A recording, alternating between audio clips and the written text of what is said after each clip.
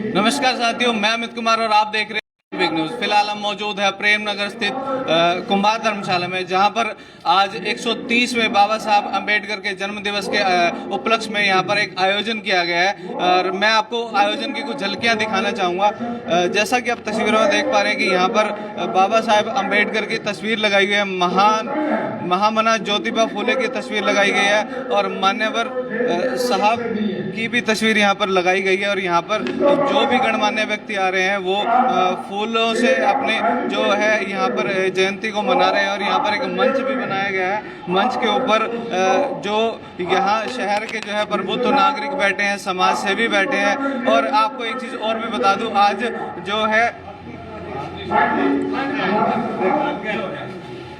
आपको बता दूं कि वैसाखी से अगले दिन यानी कि 14 अप्रैल को जो है बाबा साहब का जन्म दिवस जो है बड़ी धूमधाम से मनाया जाता है। और यहाँ पर आपको एक चीज़ और भी बताना चाहूँगा कि आज बहुजन समाज पार्टी का स्थापना दिवस भी है। और यहाँ पर मेरे साथ जो है बहुजन समाज पार्टी के कार्यकर्ता व पदाधिकारी भी मौजूद हैं। इनसे जानेंगे कि आज के प्रोग्राम के बारे में इनका क्या कहना है। सर नमस्कार।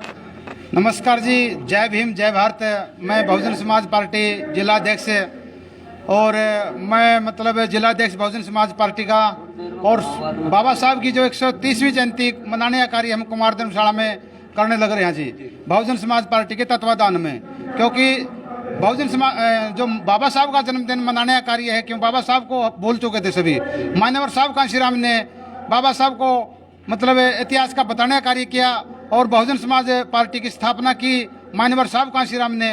आज पार्टी को 37 साल पूरे हो चुके हैं और उसके उपलक्ष्य में आज बाबा साहब का 130वां हम जयंती मनाने का कार्य करने लग रहे हैं। इन्हीं शब्दों के साथ में मैं सभी जिले के साथियों को, विधानसभा के साथियों को और हरियाणा के साथियों को, सभी को हार्दिक मंगल कामनाएं देने का मैं कार्य करता हूं। सभी को जय भीम जय भारत जी। किस तरह के प्रोग्राम आज यहाँ पर किए गए? आज बाबा साहब के जन्मदिन के उपलक्ष्य में जो पार्टी के जो कार्य है ये हमेशा होते रहे हैं, लेकिन बाबा साहब की जो असली विचारधारा क्या है, जो बाबा साहब चाहते थे कि किस प्रकार से देश का सुधार होना चाहिए, सर्व समाज का, तो उस रूप में हम बाबा साहब की जयंती का मनाने का कार्य करने लग रहे हैं जी। यहाँ पे बहुत ही दुर्भाग्यपूर्ण बात है कि जो हमारे संविधान के निर्माता हैं बाबा साहब, उनके संविधानों को जो है हम आज भूलते जा रहे हैं। तो हमें क्या लगता है कि हमें रोज एक नया दिन जो है बाबा साहब की जो जयंती के रूप में नहीं मनाना चाहिए? हम तो दिन रात लगे रहते हैं जी। जो बहुजन समाज पार्टी है उसका छोटा कार्य से लेके, कार्यकर्ता से लेके बड़े कार्यकर्ता तक, पदाधिकारी, पूर्व के पदाधिकारी, जितने भी जो साथी है, हम जो साल के 365 दिन है ना, उसमें प्रत्येक दिन दिन रात बाबा साहब की विचारधारा का देने का कार्य करते रहते हैं जी। सर मैं आपसे जानना चाहूँगा कि आज जो कार्यक्रम है उसकी मुख्य अहम भूमिकाएं क्या रहेंगी? सबसे पहले आपके चैनल के माध्यम से समस्त देशवासियों को, पूरे विश्व के लोगों को राष्ट्र के निर्माता, भारतीय संविधान के निर्माता बाबा साहब डॉक्टर भीमराव अंबेडकर जी की 130वीं जयंती की हार्दिक शुभकामनाएं, लख लख बधाइयाँ। और बहुजन समाज पार्टी जब से इस देश के अंदर बनी है, बाबा साहब अंबेडकर ने संविधान के अंदर जिस प्रकार से गैर बराबरी को और तमाम तरह की असमानताओं को और तमाम तरह की बुराइयों और भेदभाव को ख़त्म करने के लिए, राष्ट्र के निर्माण के लिए बहुत तरह के प्रोविजन किए थे। लेकिन समय के साथ साथ इस देश के अंदर जिन लोगों की सत्ता रही, सत्ता में रहने वाले लोगों ने संविधान को लागू करने का काम नहीं किया। धन्य है मान्यवर साहब कांशीराम जी। इस देश के लोग भी और इस देश की सत्तारूढ़ पार्टियां जो रही हैं पूर्व में और वर्तमान में भी हैं, वो बाबा साहब का नाम भूल चुके थे।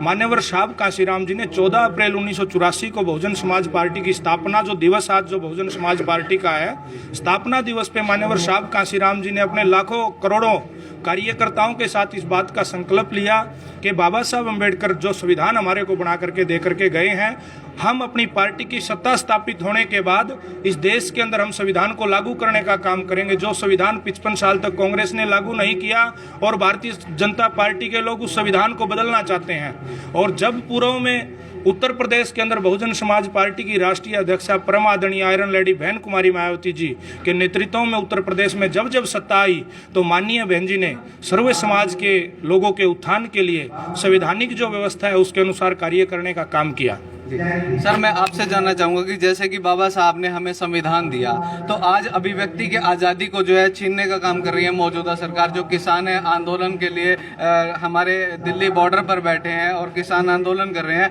3 कृषि कानूनों की वापसी के लिए, तो इस चीज़ को आप किस प्रकार से देखते हैं? ये 3 कृषि कानून जो है भाजपा सरकार जो लागू करना चाह रही है, ये काले कानून है, इनका पहले भी बहुजन समाज पार्टी विरोध कर चुकी है और अब भी कर रही है। सबसे पहले किसानों को समर्थन देने का काम हमारी माननीय कुमारी मायावती जी ने किया था, कि उनको समर्थन दिया था किसानों को, और हम भी जिला लेवल पे ज्ञापन राष्ट्रपति के नाम से सौंप चुके हैं। तो ये काले कानून है, ये लागू नहीं होने चाहिए, इनको तत्काल बंद कर देना चाहिए।